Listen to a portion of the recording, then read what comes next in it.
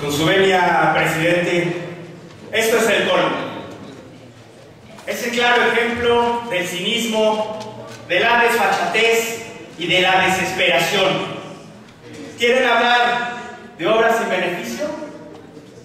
Hablemos de obras sin beneficio. Hablemos de hospitales que están en predios privados y que se encuentran cercados. Hablemos de obras sobreestimadas.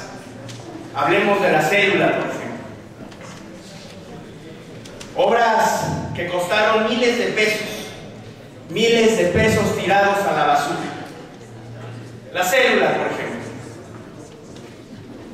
Considerado uno de los proyectos más ambiciosos de la administración de Mario Marín, la célula es el más claro ejemplo del fracaso, de la irresponsabilidad, del dispendio y la impunidad. Ahí está la célula, sin uso, solo el de ser el monumento más caro a la corrupción. En el municipio de Oriental, sobre una superficie de 630 hectáreas de tierras productivas que ahora ya no tienen esa función, las hectáreas fueron compradas a los habitantes de la región.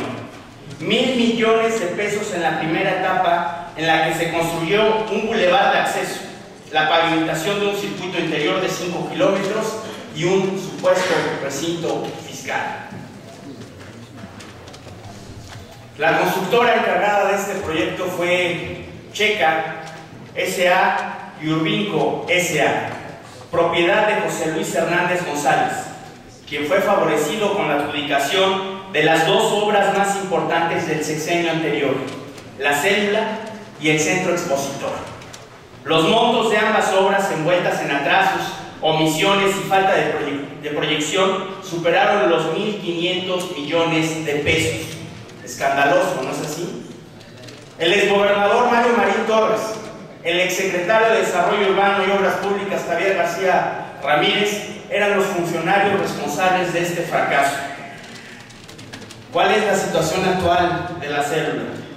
Son 10.000 metros cuadrados de cemento y 8 estructuras de aluminio y vidrio que están en el olvido. Se prometió a la gente de los municipios de Libre Oriental y Lara Arajales que se les construiría un instituto de capacitación, el cual no se terminó nunca y todavía fueron engañados. Se ofreció la estructura del inmueble, lo cual también fue un engaño. Aquí están las fotografías, señores. Aquí están las fotografías de lo que son obras inconclusas, infuncionales, llenas de vicios, para que las guste ver.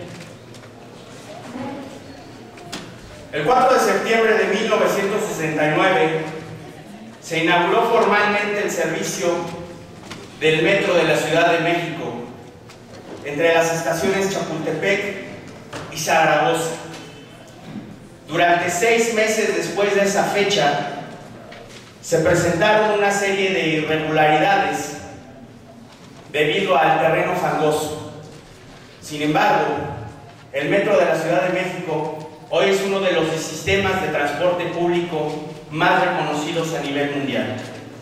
El Metrobús, amigo diputado, compañero,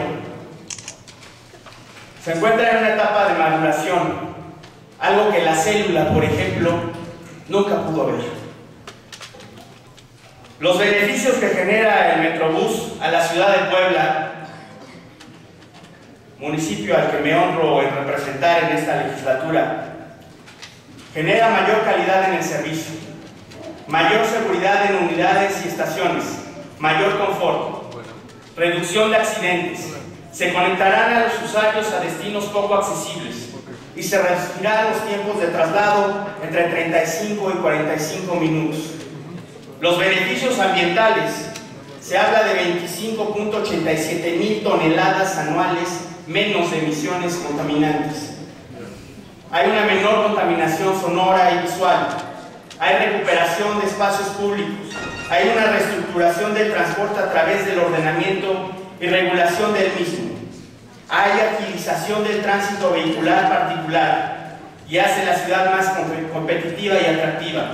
Algo que durante muchos años administraciones anteriores intentaron hacer, como en el caso de Manuel Bartlett, y en la 11 Sur podemos ver esos intentos frustrados, con paraderos dejados en el olvido.